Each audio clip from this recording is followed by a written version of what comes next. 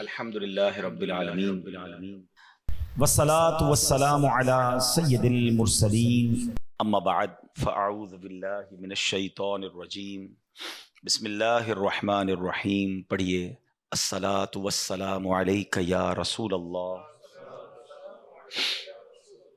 وعلی آلک واصحابک یا حبیب اللہ. الصلاۃ والسلام علیک یا نبی اللہ وعلی آلک واصحابک یا نور اللہ. میرے آقا مدینے والے مصطفیٰ صلی اللہ تعالیٰ علیہ وسلم پر درود پاک پڑھنے کے بے شمار فضائل و برکات ہیں، بے شمار احادیث ہیں، بے شمار واقعات ہیں. اتنے فضائل ہیں کہ ہم بیان کرتے چلے جائیں شاید کئی راتیں گزر جائیں، مگر درود پاک کے فضائل کو کمپائل نہیں کیا جا سکتا. لیکن اگر میں بینگ اے مسلم آپ سے کوشچن کروں کہ بینگ اے مسلم ہم کیا چاہتے ہیں ہماری زندگی میں، کیا کیا تمنائیں ہیں مرتے وقت، اور قیامت کے دن میری کیا ڈیزائرز ہیں. کبھی اکیلے میں بیٹھ کر لسٹ بنائیں کہ یار میں کیا کیا چاہتا ہوں دنیا میں، مجھے یہ مل جائے، مرتے وقت یہ ملے، قبر میں یہ ملے اور محشر میں یہ مل جائے. تو اب میں کچھ حدیثوں کا عطر یوں سمجھیے گلدستہ آپ کے سامنے پیش کر رہا ہوں کہ یہ تمام باتیں حدیثوں میں، روایتوں میں، بزرگان دین کے اقوال میں موجود ہیں کہ اگر آپ چاہتے ہیں کہ آپ کی روزی میں برکت ہو تو درود پاک پڑھیے. ہر جملے کے بعد سبحان اللہ بھی کہتے جائیے. آپ چاہتے ہیں کہ آپ دنیا میں ذلت و رسوائی سے بچیں تو آپ درود پاک پڑھیں. آپ چاہتے ہیں دنیا میں ٹینشن اور پریشانیاں آپ سے دور ہو جائیں تو درود پاک پڑھیے. آپ چاہتے ہیں آپ کی عزت میں اضافہ ہو تو آپ درود پاک پڑھیے. آپ چاہتے ہیں کہ آپ مرتے وقت آپ کو نبی پاک کا دیدار نصیب ہو تو درود پاک پڑھیے. آپ چاہتے ہیں کہ قبر نور مصطفیٰ سے جگمگا جائے، قیامت تک نبی پاک کے جلوے ہوں تو درود پاک پڑھیے. قیامت کے دن میرے آقا کے ہاتھوں جام کوثر پینا چاہتے ہیں تو درود پاک پڑھیے. نبی پاک کے لواء الحمد تلے اٹھنا چاہتے ہیں تو درود پاک پڑھیے.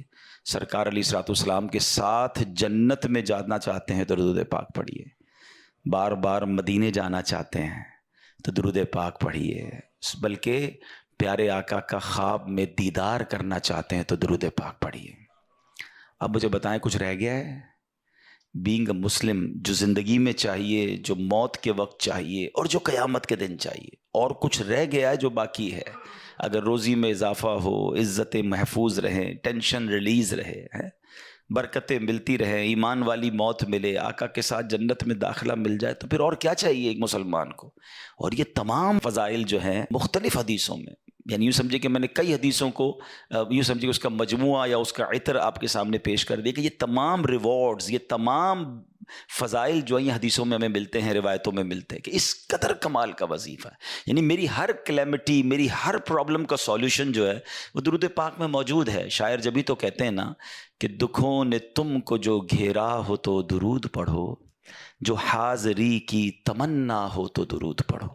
تو ہمیں دکھوں سے بچاتا ہے، بہت سارے پرابلمز دور کرتا ہے. لیکن ایک مسئلہ یہ ہے کہ ہم درود پاک کے فضائل سنتے تو ہیں، کبھی کبھی جوش آتا ہے تو پڑھ بھی لیتے ہیں، مگر اس کو کنٹینیو نہیں کر پاتے. تو کنٹینیو کرنے کا کوئی نظام بنائیں، اپنی زندگی میں اس کا کوئی ٹائم رکھیں، اس کا کوئی یوں سمجھے شیڈول میں ڈال دیں اس کو کہ یہ کسی بھی صورت دن گزرے تو میرے پرٹیکولر تعداد میں درود پاک ہو جانے چاہیے. 100 بار، 200 بار، اللہ توفیق دے تو کم از کم 313 بار پڑھ لیں. 1000 بار پڑھنے والے بھی ہیں، 2000 بار بھی پڑھنے والے، تو پڑھیں اور اس کی برکتیں آپ اپنی آنکھوں کے سامنے دیکھیں گے. اللہ مجھے بھی اور آپ کو بھی کثرت سے درود پاک پڑھنے کی توفیق عطا فرمائے. باواز بلند درود پاک پڑھ لیں. صلو علی الحبیب.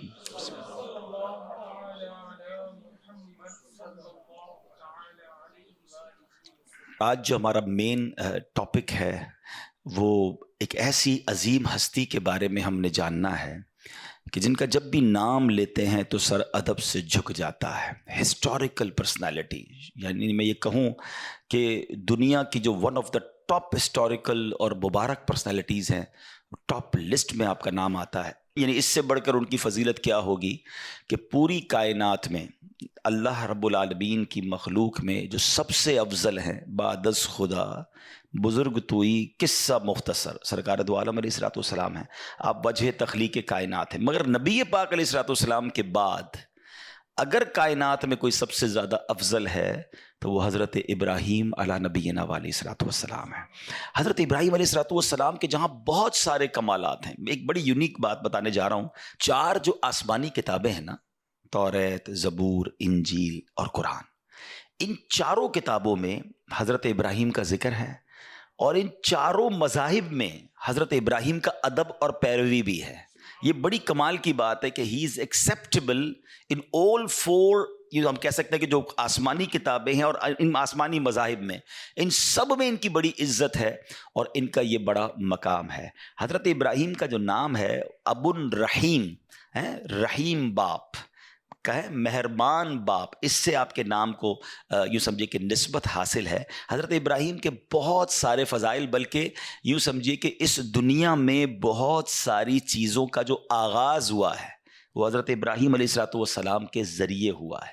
آپ ابو الانبیاء بھی کہلاتے ہیں، یعنی آپ جو ہے اپنے بعد آنے والے تمام نبیوں کے والد ہیں، یعنی آپ کے بعد جتنے بھی نبی اس دنیا میں آئے سب کے والد آپ ہیں، وہ آپ ہی کی نسل سے آئے، اور آپ نے کعبے کی تعمیر کے بعد یہ دعا بھی کی تھی کہ اللہ میری نسل میں، میری اولاد میں وہ نبی عطا فرما جو آخری نبی ہیں۔ تو سبحان اللہ، باقی انبیاء بھی اور خود سرکار دو عالم علیہ الصلوۃ والسلام بھی حضرت ابراہیم کی اولاد میں سے ہیں۔ اچھا، ایک بڑی اور خوبصورت بات جو شاید لوگوں کو نہیں پتا، کہ سرکار دو عالم علیہ الصلوۃ والسلام سے شکل میں مشابہت، یعنی نبی پاک سے چہرہ انور میں سملیرٹی جو ہے تمام نبیوں میں سب سے زیادہ حضرت ابراہیم علیہ الصلوۃ والسلام میں، بلکہ خود نبی پاک علیہ الصلوۃ والسلام فرماتے جس کو ابراہیم علیہ السلام کو دیکھنا ہو وہ مجھے دیکھ لے، یعنی نبی پاک سے چہرہ انور میں بھی آپ کا ایسی مشابہت تھی۔ اور جو میں نے آپ کو کہا کہ آپ کی طرف سے کچھ چیزیں ایسی ہیں جو اولین ہیں، یعنی آپ سے سٹارٹ ہوئی ہیں، ان میں سے چند باتیں یہ ہیں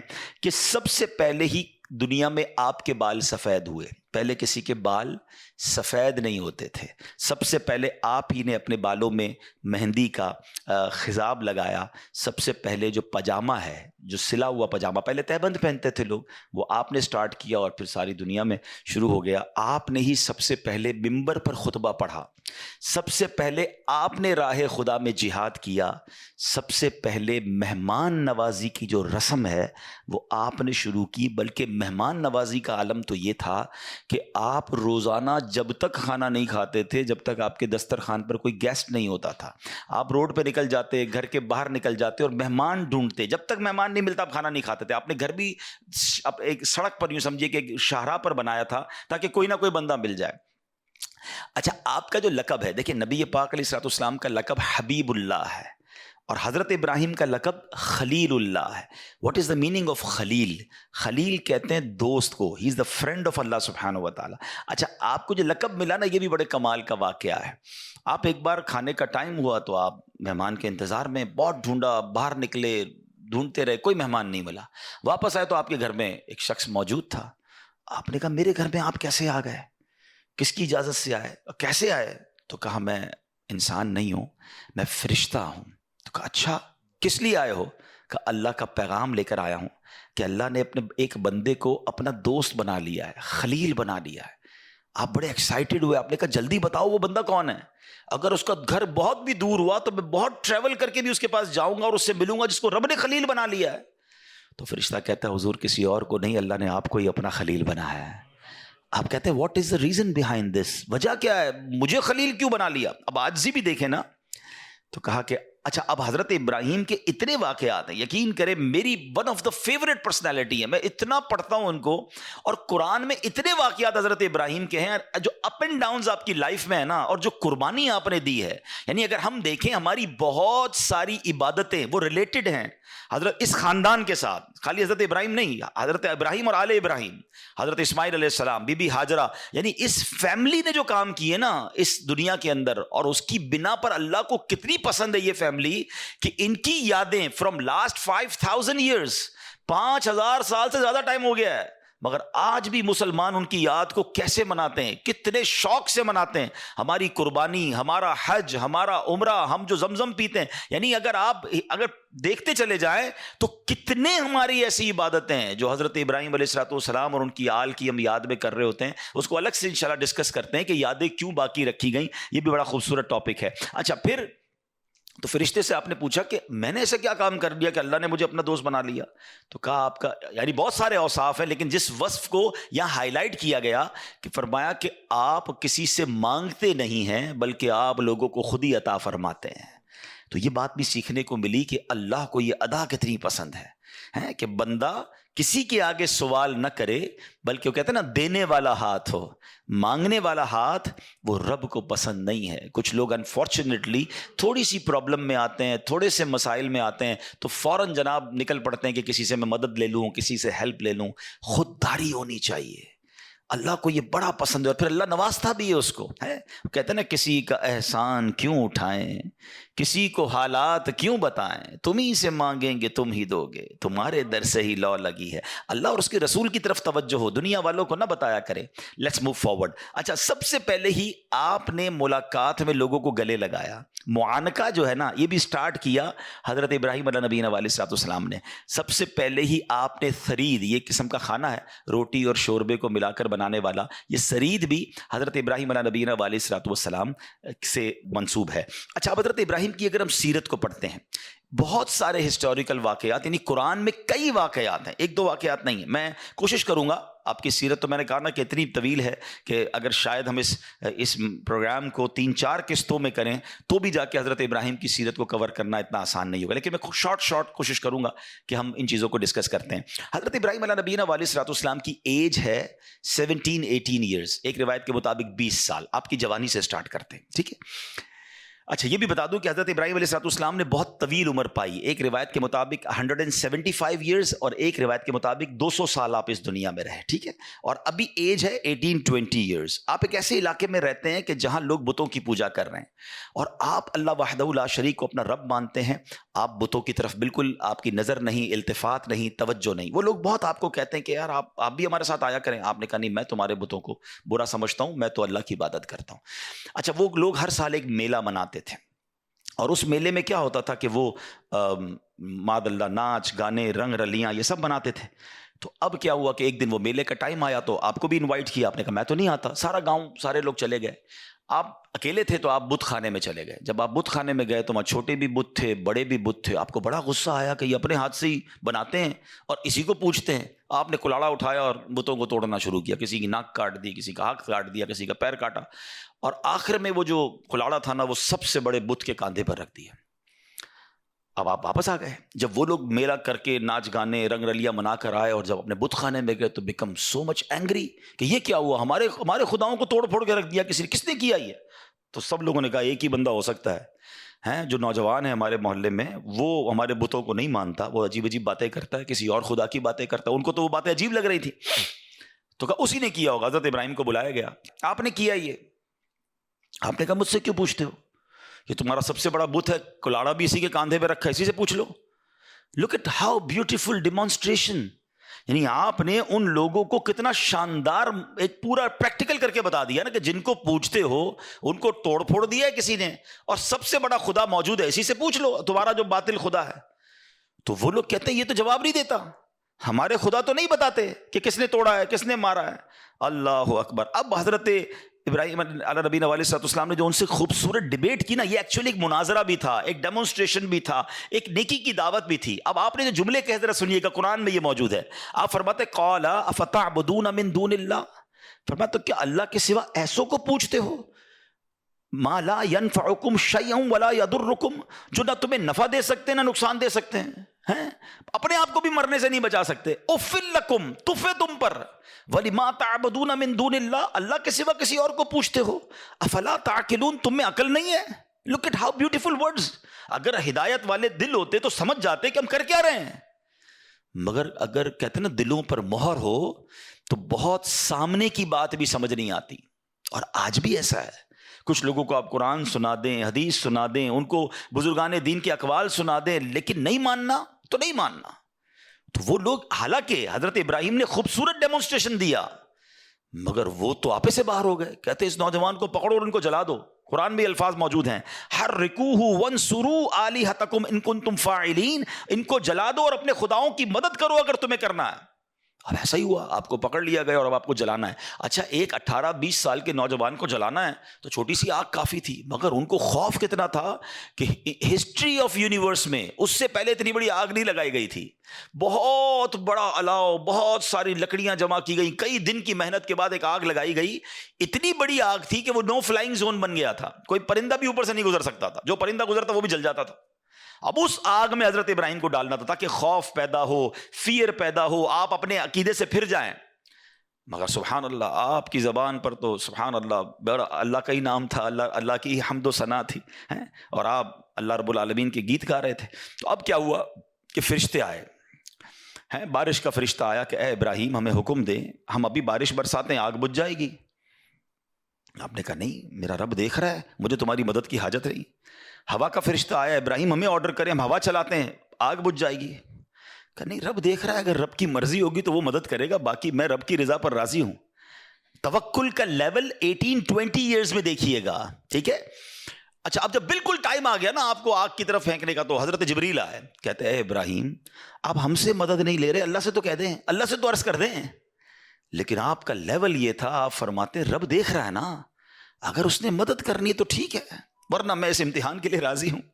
جے سونا میرے دکھ وچ راضی. وہ شاعر کہتے ہیں نا، یہ سمجھیے گا بات، بعض اوقات ہمیں تکلیف جو دی جا رہی ہوتی ہے نا، اس میں رب کی رضا ہوتی ہے. ہمیں آزمایا جا رہا ہوگا، ہو سکتا ہے میرے گناہ معاف کرنے کے لیے آئی ہو، میرے درجے بلند کرنے کے لیے آئی ہو، مگر ہم ہار جاتے ہیں. حضرت ابراہیم کا کانسیپٹ دیکھیں.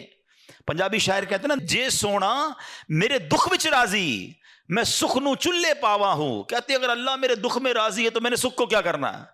کہتے رب دیکھ رہا ہے، وہ بڑا کارساز ہے. کتابوں میں لکھا، روایتوں میں مفسرین کہ اللہ کی ساری مخلوق نے اللہ سے کہا، پرندوں نے، چرندوں نے، اللہ دنیا میں ایک ہی تیرا نام لینے والا ہے، اگر یہ بھی گئے تو بچے گا کون، مدد فرما.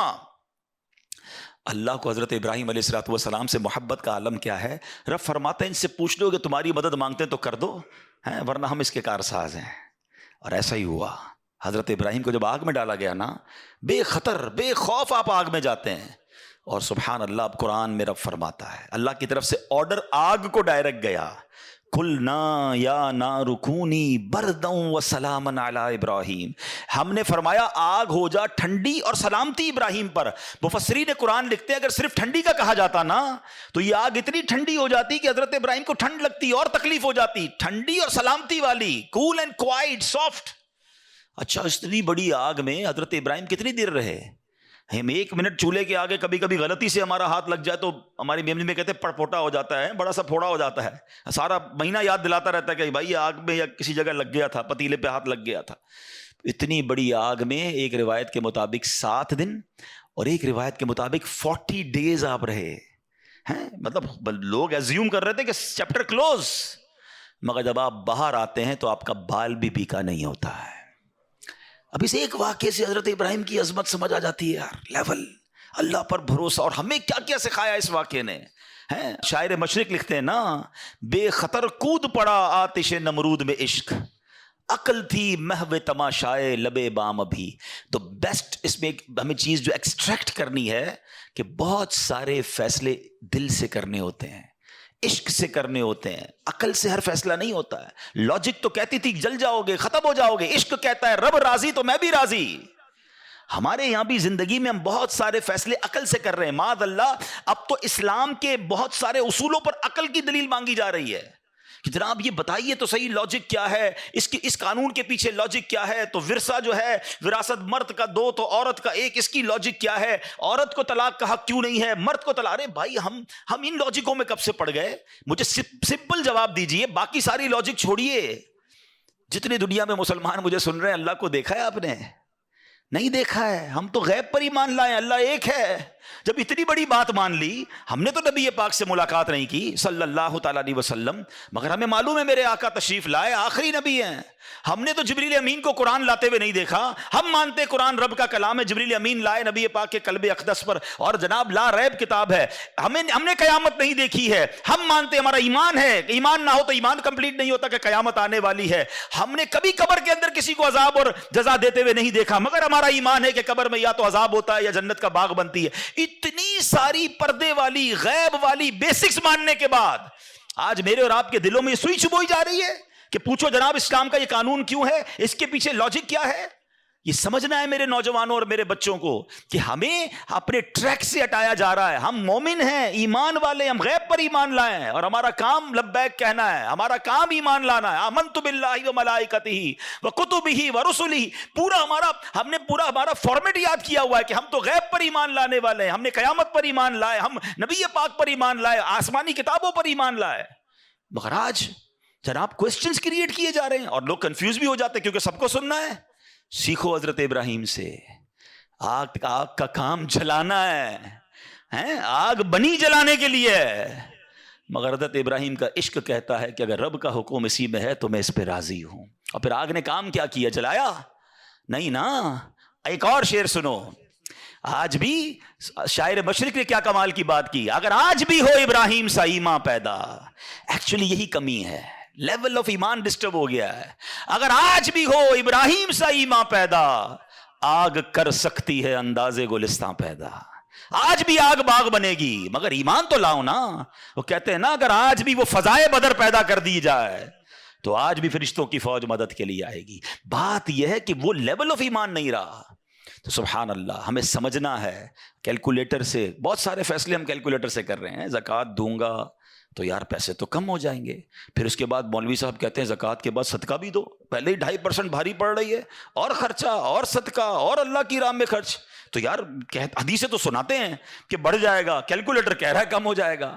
ارے میرے پیارے اسلامی بھائیوں، ایک تمہارا میرا کیلکولیٹر ہے، ایک رحمت کا کیلکولیٹر ہے.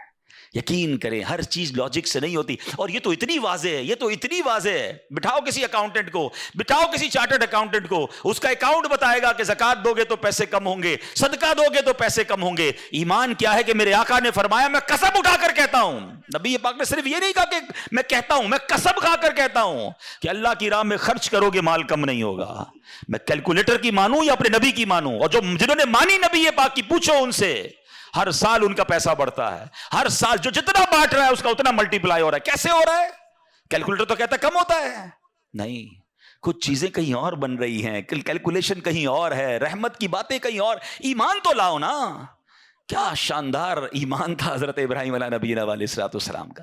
پنجابی شاعر کہتے ہیں عشق دے چلے ہی نمبر لے گئے، عقل منداں ہیں وہیں عمرہ گالیاں. جو عشق والے ہوتے ہیں نا وہ نمبر لے جاتے ہیں، عقل والے سوچتے ہی رہ جاتے ہیں.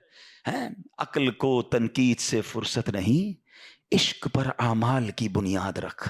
جس دن آپ کا ایمان، آپ کے اعمال عشق پر آ گئے نا، پھر آپ دیکھیں کہ آپ کی زندگی میں کبھی کوئی آپ کو کنفیوز نہیں کر سکے گا. Let's move forward. باتیں تو بہت ساری ہیں، اس پورے واقعے سے توکل سیکھنا ہے. حدیث پاک میں آتا ہے اگر تم اللہ پر توکل کرو جیسا کہ توکل کرنے کا حق ہے، اللہ تمہیں ایسے روزی دے گا جیسے پرندوں کو روزی دیتا ہے. کبھی امیجن کیا آپ نے پرندوں کو روزی کیسے ملتی؟ یہ حدیث میں ایسی اچھا ہو سکتا ہے انسانوں کے بارے میں فرمایا جاتا، نبی پاک فرما دیتے، جانوروں کے بارے میں فرما دے، پرندوں کے بارے میں کیوں فرمایا؟ سبحان اللہ. آپ کو دنیا میں پتہ ہے پرندے کتنے ہیں؟ ایک کیلکولیشن کے مطابق اس دنیا میں جتنے جانور ہوتے ہیں نا وہ انسانوں کا ملٹیپلائی بائی 10 ہوتے ہیں. ٹھیک ہے، ہم 8 ارب ہیں تو وہ 80 ارب ہیں. ساری جانور، چوپائے اور جتنے بھی جانور ہیں، انسیکٹس بھی اس میں ملا لیں. لیکن فرمایا پرندے اس کا ملٹیپلائی بائی 10 ہوتے ہیں. اٹ مینس اس دنیا میں اپروکسیمیٹلی 800 ارب پرندے ہیں. ٹھیک ہے، 800 ارب پرندے روز کہاں سے کھاتے ہیں؟ کوئی سپلائی لائن کو جا کے ان کو درختوں پہ پہنچاتا ہے. کسی گھونسلے میں کوئی آپ نے کبڈ دیکھی، کسی گھونسلے میں آپ نے کوئی سٹاک دیکھا کہ جناب یہ کل کا چارہ ہے، یہ رات کا چارہ ہے، میرے چھوٹے چھوٹے بچے ہیں اس کے لیے چارہ ہے. Nothing else. ہر پرندہ 800 ارب پرندے اپروکسیمیٹلی روز صبح فجر کے بعد بھوکے نکلتے ہیں، اور جب شام اپنے گھونسلے میں آتے ہیں تو سب کا پیٹ بھرا ہوا ہوتا ہے. سب کو کون کھلا رہا ہے؟ کوئی تو ہے جو نظام ہستی چلا رہا ہے. میرا خدا ہے. ایمان لاؤ نا, توکل کرو. جب پرندوں کو 800 ارب پرندوں کو روزی دے سکتا ہے, ارے میں اور آپ اشرف المخلوقات ہیں, میں ٹینشن ہی نہیں ختم ہو رہی کال کرو تھی نو ہے, سال بعد کیا ہوگا, بچی کی شادی کیسے ہوگی, میرے کاروبار کا کیا ہوگا, ارے مارکیٹ ڈاؤن ہو رہی ہے, ڈالر اوپر ڈالر نیچے, اسی ٹینشن میں مر گئے. یار جو رب چونٹی کو کن اور ہاتھی کو من دے سکتا ہے, وہ اس نے مجھ سے بھی وعدہ کیا ہے. سیکھو نا حضرت ابراہیم سے. کاش یہ توکل نصیب ہو جائے. تھوڑی ایج اور بڑھتی ہے. آپ نے ایک بار ایک بڑا کمال کا منظر دیکھا کہ ایک بندے کو سمندر میں اس کی ہلاکت ہو گئی, سمندر میں وہ ڈوب کے مر گیا. مچھلیوں نے کھایا اس کی باڈی کو, تھوڑی دیر بعد اس کی لاش سمندر کے کنارے پہ آئی, تو پھر جانوروں نے کھایا. اس کے بعد دیکھا کہ پرندے آئے, پرندوں نے بھی اس کی باڈی سے کھایا. آپ کے ذہن میں خیال آیا کہ یا اللہ, یہ بندے کو قیامت کے دن تو کیسے اٹھائے گا؟ ایمان تو تھا, مگر اس کی باڈی کے اجزاء تو 3 الگ الگ مخلوقات کھا گئی, اور قیامت کے دن یہ واپس کھڑا ہونا ہے اس نے.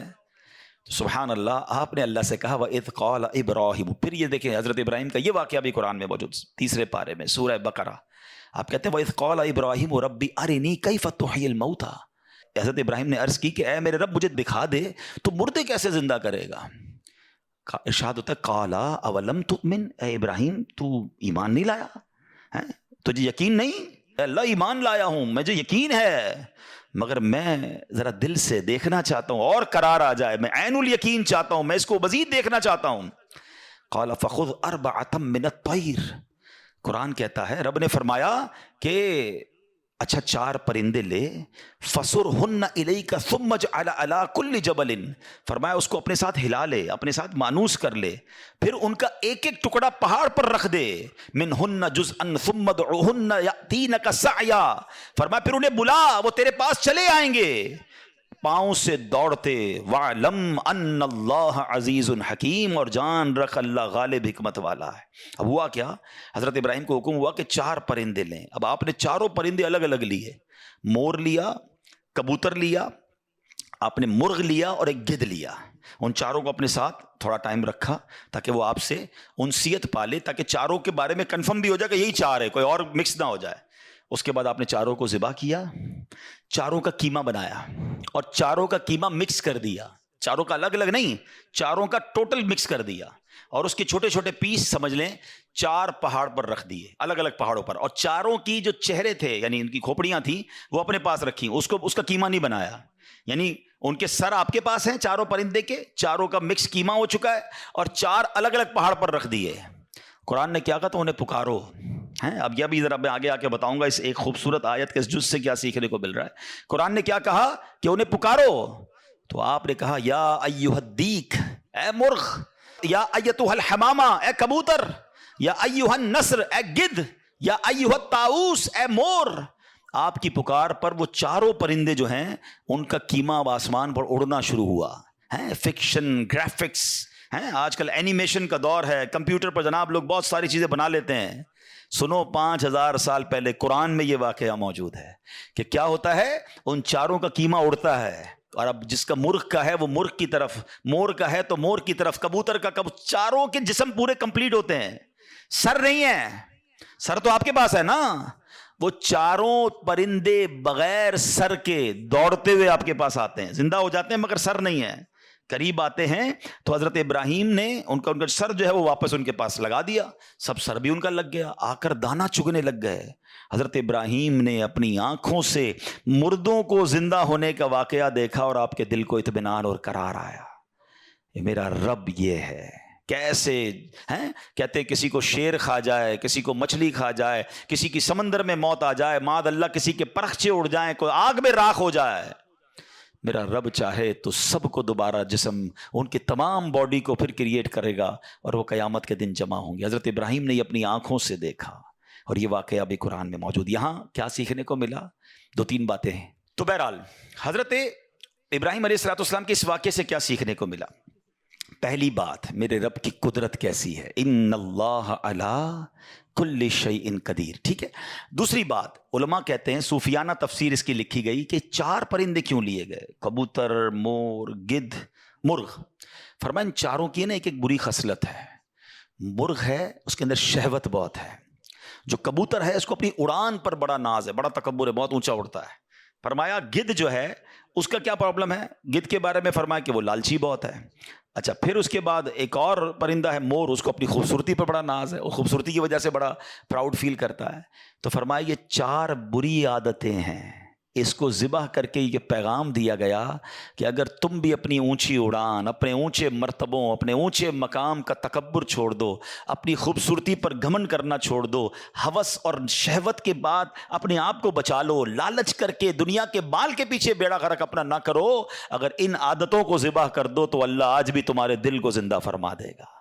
ان کو زندہ کیا نا، فرمایا ان عادتوں کو ختم کرو، رب تمہارے دل کو زندہ فرمائے گا اور اس میں نور داخل فرما دے گا. علماء نے اس کی صوفیانہ تفسیر یہ لکھی. اور اب ایک اور عقیدے کی بات بھی، کنفیوژن پھیلانے والے بہت کنفیوژن پھیلاتے ہیں. میں تو قرآن سے آج آپ سے بات کر رہا ہوں نا. اللہ نے کیا کہا کہ انہیں پکارو. وہ تو دنیا میں نہیں تھے پرندے، مر چکے تھے، کیما بن چکا ہے. کیما بنے ہوئے پرندوں کو رب کہہ رہا ہے پکارو. حضرت ابراہیم نے کیسے پکارا؟ یا ایھا الدیک، یا ایتھا الحمامہ. آپ کبوتر کو پکار رہے ہیں، آپ گدھ کو پکار رہے ہیں، قرآن کہہ رہا ہے پکارو اور نبی پکار رہے ہیں. آج کسی کو نہ جانے یا رسول اللہ سے پرابلم ہو جاتی ہے، کسی کو یا غوث پاک سے یا پرندوں کو پکار رہے قرآن کہہ رہا ہے. تو اس کا مطلب دنیا سے اگر کوئی چلا بھی جائے تو اس کو پکارنے میں کوئی خدا نہ خواستہ پرابلم نہیں ہے. اللہ سمجھ کے تھوڑی پکارتا ہے کوئی، اللہ کے بندے سمجھ کر ہی پکار رہے ہیں نا، اللہ کی مخلوق سمجھ کر پکار رہے ہیں. چلے اس دلیل کے ساتھ ایک اور دلیل بڑی لاجیکلی بڑی آسان سے سمجھ آ جائے گی. حدیث پاک میں مشکات شریف کی حدیث میں ایک دعا ہے، قبرستان جاتے ہیں تو نبی پاک کون سی دعا کی تعلیم دیتے ہیں؟ السلام علیکم، یا دیکھیں ماشاء اللہ آپ سب کو یاد ہے، السلام علیکم یا اہل القبور. یہیں رک جائیے. چلے پہلے میں اس دعا کو پورا، یہ دعا بھی کمال ہے، یقین کرو اتنا شاندار میسج ہے، کیا ہلانے والی دعا ہے. بندہ اللہ کرے اس دعا کو سمجھ جائے نا، زندگی کا فلسفہ سمجھ آ جائے. السلام علیکم یا اہل القبور یغفر اللہ لنا ولکم وانتم سلفنا ونحن بالاثر. اے قبر والو تم کو سلام ہو، تم پہلے چلے گئے، اللہ ہماری اور تمہاری مغفرت فرمائے. تم پہلے چلے گئے، ہم بعد میں آنے والے ہیں. قبرستان جا کر یہی سمجھ جاؤ نا، یہ قبریں جن کی ہے نا، کل میری بھی اسی میں کسی میں ہوگی. وہ ایک قبر پر تختی لگی ہوئی تھی نا، میں سمجھتا تھا میں بڑا اہم تھا، مجھے لگتا تھا میں بڑا اہم تھا، یہی میرا وہم تھا. ہم سب نے قبر میں جانا ہے. تو اس دعا سے پہلے تو میسج لیں. اب عقیدہ بھی سن لو. یا اہل القبور، قبرستان تاریخ روڈ کے چلے جائیں، میوہ شاہ چلے جائیں، سب کو کہتے ہیں یا اہل القبور. سارے تو اولیاء اللہ نہیں ہے نا وہاں پر، نمازی بھی ہے، گناہ گار بھی ہے، شرابی بھی ہوگا، اچھا انسان بھی ہوگا. ہر مسلمان کو یا اہل القبور کہہ کر پکارنا سنت، حدیث سے ثابت، ٹھیک ہے. اور اگر اللہ کے کسی ولی کو کوئی یا کہہ کر پکارے تو پھر کیا پرابلم ہے؟ جب ایک گناہ گار آدمی کو بھی قبر میں جا کر آپ یہ کہہ سکتے ہیں تو یہ کنفیوژن پھیلانے والی باتیں ہیں. تو پہلے تو خدا نہ خواستہ کوئی بھی کسی کو، چاہے وہ اللہ کا ولی ہے، صحابی ہے، نبی ہے، صاحب مزار ہے، اس کو خدا سمجھ کر کوئی نہیں پکار رہا، وہ اللہ کے بندے ہی سمجھ کر پکار رہے ہیں. بدر کا واقعہ سنا ہوگا، نبی پاک نے بدر کے مارکے کے بعد ان مردوں کو جو کفار تھے ان کو یا کہہ کر پکارا تھا.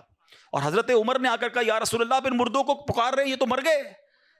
آقا فرماتے ہیں یہ مردے تمہارے جس طرح تم دنیا میں سنتے ہو، یہ مرنے کے بعد بھی ویسے ہی سنتے، بس مسئلہ یہ کہ جواب نہیں دے سکتے. خلاصہ حدیث عرض کر رہا ہوں. تو یہ تو حدیثوں سے ثابت ہے. تو بہرحال امید ہے کہ یہ پوائنٹ بھی آپ کے سامنے آ گیا. حضرت ابراہیم کی سیرت کا ایک اور شاندار پہلو آپ کی میں نے کیا بتایا، آلموسٹ 200 ایئرز ایج ہے. آپ کو حضرت اسماعیل پتہ ہے کب ملے ہیں؟ 99 ایئرز کی ایج. کیا فرماتے تھے؟ عرض کرتے تھے اسمع یا ایل، اسمع یا ایل. اسمع عربی کا لفظ ہے سن لے، ایل عبرانی زبان کا لفظ ہے پروردگار، یا اللہ میری سن لے. 99 ایئرز کی ایج میں آپ کو حضرت اسماعیل ملتے ہیں. آپ نے ان کا نام ہی اسماعیل رکھ دیا، یعنی جو دعا کرتے تھے نا وہی نام رکھ دیا. اسماعیل کے معنی یہ ہے، ٹھیک ہے. اچھا یہاں رکتا ہوں، پھر آگے چلتے ہیں. 99 ایئرز کی ایج میں بیٹا ملا. دعا کون کر رہے ہیں؟ خلیل اللہ. ہم سال 2 سال کسی چیز کی دعا کریں، کام نہ ہو تو اللہ سے ہی بدزن ہو جاتے ہیں، یار میری تو دعا ہی نہیں سنتا، معاذ اللہ. بعضوں کا تو کفریہ کلمہ کہنا شروع ہو جاتے ہیں، اللہ سے ہی ناراض. وہ خلیل اللہ ہیں، ان کو 99 سال بعد بیٹا ملا، شکوہ نہیں تھا. خدا را اللہ سے تو اچھا گمان رکھو. نہیں مل رہا ہوتا کوئی چیز تو وہ اس میں بہتری ہوتی ہے ہمارے لیے. اچھا اب بیٹا ملے، ہم میں سے کسی کو اگر 10-15 سال بعد بیٹا ملا ہو، اس کے تو پیر زمین پہ نہیں رہنے دیتے ہیں. بڑی مرادوں سے ملا ہے بھائی, بڑی دعاؤں سے ملا ہے, بڑی مشکل سے آیا ہے, 99 سال کی عمر میں بیٹا ملا ہے اور ابھی اس کی عمر دودھ پیتے کی ہے. حکم ہوتا ہے کہ ان کو مکے کی وادی میں چھوڑ دو. ہائے ہائے, چھوڑ دو. اچھا وہ مکہ کوئی لگژری ہوٹل, کوئی بہت بڑا شہر نہیں تھا. نو بڈی اوور دیئر. آپ امیجن کریں, ماشاءاللہ سبھی مکہ ہو کر آئے ہوں گے, کعبہ بھی نہیں ہے, صرف ریگستان ہے, صرف پہاڑ ہیں اور دھوپ ہے, کوئی درخت نہیں ہے. بی بی ہاجرہ ہیں, حضرت اسماعیل ہیں, اور حکم ہو گیا کہ وہاں چھوڑ کے آ جاؤ. آپ نے ان کو وہاں رکھا, کچھ کھجوریں دی, تھوڑا پانی دیا اور آپ نکل گئے. بی بی ہاجرہ کہتی ہیں ابراہیم کدھر جا رہے ہو ہمیں چھوڑ کر؟ آپ نے کوئی جواب نہیں دیا. کہا ابراہیم بتاؤ تو صحیح کس کے آسرے چھوڑ کے جا رہے ہو؟ کوئی جواب نہیں. 3 بار پکارا. وہ خاتون بھی کمال کی, آخر میں کہتی بس یہ تو بتا دو, جو آپ ہمیں چھوڑ کر جا رہے ہیں یہ اللہ کا حکم ہے؟ کہتے ہیں ہاں رب کا حکم ہے. کہا پھر ٹھیک ہے, اللہ کا حکم ہے, پھر ہم راضی ہیں. کمال دیکھیں, کاش میرا یہ بیان میری مائیں سنیں, میری بہنیں سنیں, تھوڑی سی قربانی کی باری آئے ہیں. فیملی میں اگر کوئی کمزوری آ جائے, کوئی پیسے کی کمی آ جائے, کوئی گھر میں مشکل آ جائے, عورتیں کہتی ہیں ہم کچھ نہیں جانتے, ہمیں ہماری ساری چیزیں چاہیے, چاہے تو میں چوری کرنی, ڈاکہ ڈالنا, اپنی ماں باپ کو چھوڑنا پڑے ہیں. بیوی آ کر ماں باپ سے چھڑوا دیتی ہے, گھر میں لڑائی جھگڑے. خدا کے واسطے ہم دیکھیں کہ جو رب کا حکم ہے وہ پہلے ہے. حرام روزی کی طرف نہ جانے دے اپنی فیملی کو. پہلے کے زمانے پتہ عورتیں کیسی ہوتی تھی, مرد صبح کام پہ جاتا تھا نا, تو وہ عورتیں کہتی تھی دیکھو حلال کما کے آنا, حرام کما کر مت آنا, ہم تھوڑے پر گزارا کر لیں گے مگر رب کو ناراض نہیں کرنا چاہتے. آج کی عورت کہتی برابر والوں نے دیکھا کیسا گھر بنا لیا, ہمیں بھی ویسا ہی بنانا ہے, کچھ بھی کرو ہمیں بھی ایسی گاڑی چاہیے, ہمیں ایسا زیور چاہیے. اللہ کرے کہ یہ سیکھیں بی بی ہاجرہ سے. کہتی اللہ کا حکم ہے, we are ready for that. اچھا اب کیا ہوا؟ چھوٹا بیٹا ہے, دودھ پیتا بچہ ہے, پانی بھی ختم, کھجورے بھی ختم, اب کچھ ہے ہی نہیں. بچہ رونے لگا, پانی چاہیے. ہائے ہائے, ماں بچے کو روتا کیسے دیکھ سکتی ہے؟ اب ماں چلی پانی کو ڈھونڈنے, ایک پہاڑ سے دوسرے پہاڑ, دوسرے پہاڑ سے تیسرے پہاڑ. اللہ اکبر. چلیں یہ صفا مروہ میں بی بی ہاجرہ دوڑی یہ تو پتہ ہے, مگر شاید بہت ساروں کو یہ نہیں پتہ ہوگا کہ جو میلین اخضرین گرین لائٹس کے درمیان جو سفر ہوتا ہے اور ہم دوڑتے ہیں, اس کی وجہ کیا ہے؟ باقی چلتے ہیں ادھر دوڑتے ہیں. یعنی آپ سوچیں اللہ کو اس ماں کی ادا کیسی پسند آئی ہے, جدھر جدھر اس ماں نے نارمل اسٹیپ لیے ہیں ادھر ادھر ہم سے نارمل اسٹیپ چلوایا گیا. جدھر وہ ماں دوڑی ہے ایگزیکٹلی اس مقام پر ہمیں دوڑنے کا حکم ہے.